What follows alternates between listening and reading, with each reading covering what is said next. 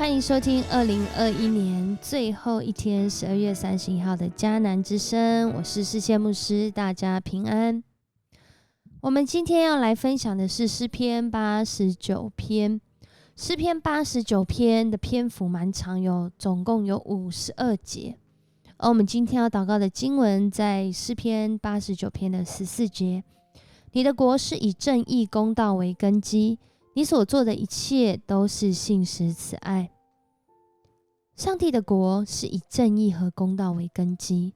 上帝所做的一切都是信实慈爱。所以上帝不会违背他自己的属性，不会违背他自己的名。他是正义公道的上帝，他是信实慈爱的上帝。诗人非常明白这是一位怎么样的上帝，而诗人更是看见在过去上帝对他子民的应许，出于他的公义信实，他应许大卫他的后代要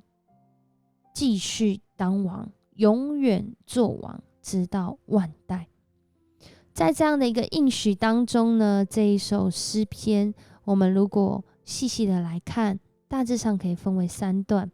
第一段就讲到上帝是什么样的属性，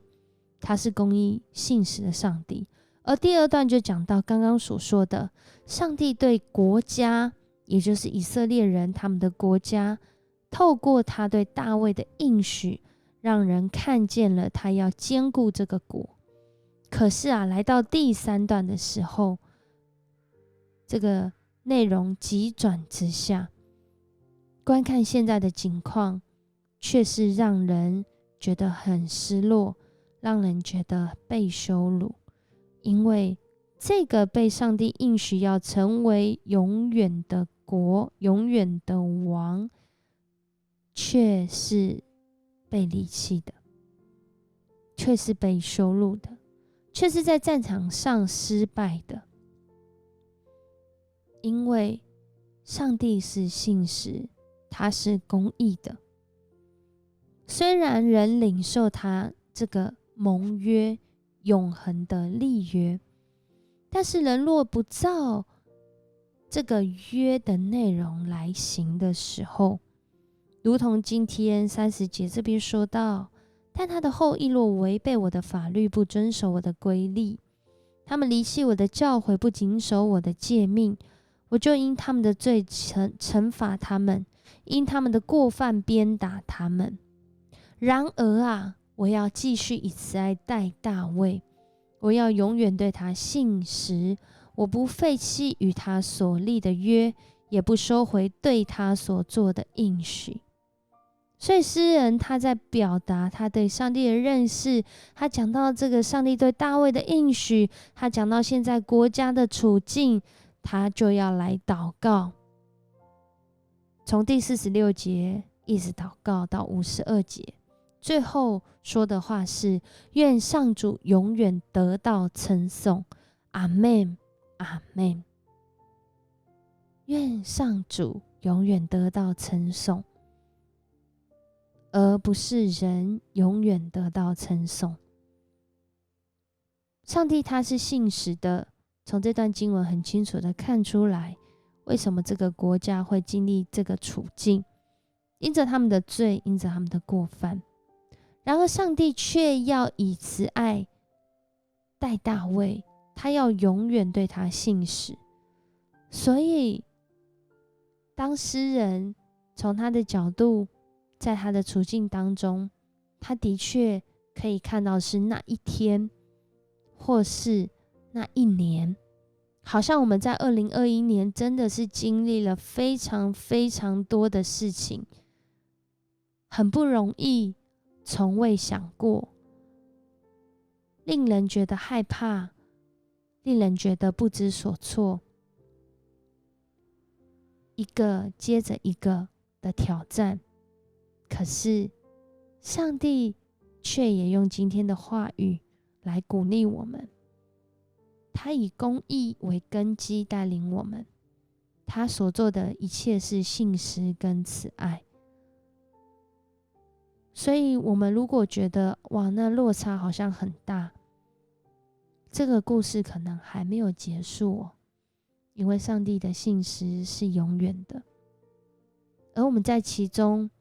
要来思想，在新的挑战中，我怎么样持续活出上帝的信实跟慈爱？在新的挑战中，我怎么样活出上帝的公义？或者是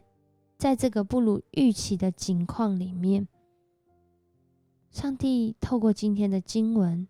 对我说什么？他是公义的上帝，是不是有什么我们应该要来调整的呢？他是信实的上帝，是不是有什么我们要持续忠心来跟随的呢？他也是慈爱的上帝，不要害怕，还没有结束呢，不要放弃，还有机会哦。这位上帝用永恒的慈爱爱我们，他所立那永远的约，也透过耶稣基督大卫的后裔，如今成就在我们当中。他带来天国，而天国透过耶稣基督的见证，让我们看见他为我们死，也带领我们死里复活。在2021即将要结束的时候，这位死而复活的盼望耶稣基督要带领我们，让我们经历到上帝的约没有废弃，而上帝的约依旧透过你我的生命继续见证下去。我们一起来祷告。爱我们的阿爸父神，我们向你献上感谢。2021我们的确经历了一个很不容易的一年，但是谢谢上帝，你的爱从未改变，你用你的公义带领我们突破各样的限制，让我们在这个不稳定、不确定、不安全的环境中，因着主你所给我们的话语，因着主你教导我们的真理，使我们走在平安的道路上。谢谢你的恩典，也愿我们的生命在这世上